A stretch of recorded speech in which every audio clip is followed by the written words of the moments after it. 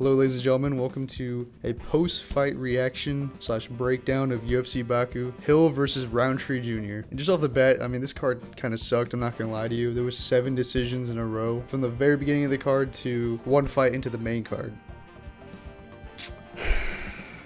So this was not a very good event. I'm gonna be honest with you, I didn't even watch this event. I was busy with my friends this weekend and it started at 11 a.m. for me, so I don't regret missing it. However, that also means I didn't really have the motivation to go watch the fights I missed, especially knowing that there were so many decisions. So I'm just gonna put that out there right now. Starting with Hamdi Abdelhawab versus Muhammad Usman, unranked heavyweight fight. I told you it would be boring, and it was boring. Usman had Hamdi hurt in the final round, but other than that, they didn't look too good. But Usman took the W. He took the decision. Moving on, we had Tagir Ulanbekov versus Azat Maxim, another decision. Previously, I had picked Hamdi to win, and he didn't. I don't remember who I picked for this one. Don't really care either. But I mean, surprise, Tagir beat Maxim in points and won the decision. So then we had Irina Alexieva versus Claudia Saigula, and I remember in my prediction video I threw out, I said, hey, you know, Saigula's gonna win. Let's just say that, and she did win. She won by decision, unanimous. Which, by the way, the last 2 fights were unanimous decisions as well. Yeah.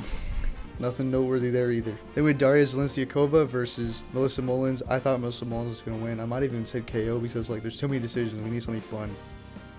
Still decisions. And in fact, there were 3 more after this. However, she did not win. Zelensiakova came back after losing to Eileen Perez and won by unanimous decision over Melissa Mullins. Then we had Ismail Nordiev versus Jung Park. This fight was actually kind of entertaining. Nordiev cheated twice. He eye-poked Park and then kneed him in the head while he was grounded, while Jung Park was grounded. And he thought he won. He got on the cage, he was celebrating, oh, I won.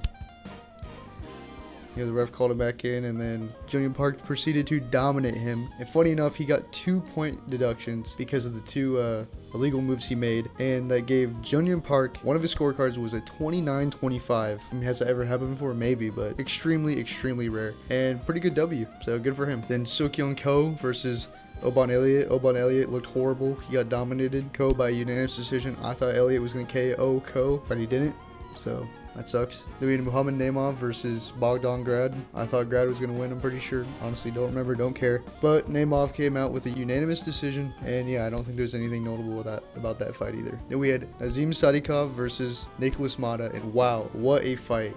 That was easily fight of the night. I'm not seeing it being awarded here. However, they were both awarded $100,000 for their performance. Beginning of the fight, Sadikov was just eating so many unanswered strikes from Mata. And then Sadikov came back and started delivering his own unanswered strikes, which then led to a KO of Nicholas Mata. And like I said, they were both awarded $100,000 each for their performance. Best fight of that night. Then we had Tofik Musayev versus Miktebek Oralbai. Oralbai got the submission win in the very first round, and you know, like Dana White said, how are you going to celebrate or reward Oralbai for this win when he came in 10 pounds overweight? I mean, that's just ridiculous. So, you know, I mean, it was a finish, but at the same time, it's like, I just cannot respect people missing weight like that. I mean, that's just crazy. We had Curtis Blades versus Rizvan Kuniev. Apparently Curtis Blades looks horrible. Whatever, he won by split decision over Kuniev, so whatever. Then the co-main event, Rafael Fiziev versus Ignacio Bahamondes.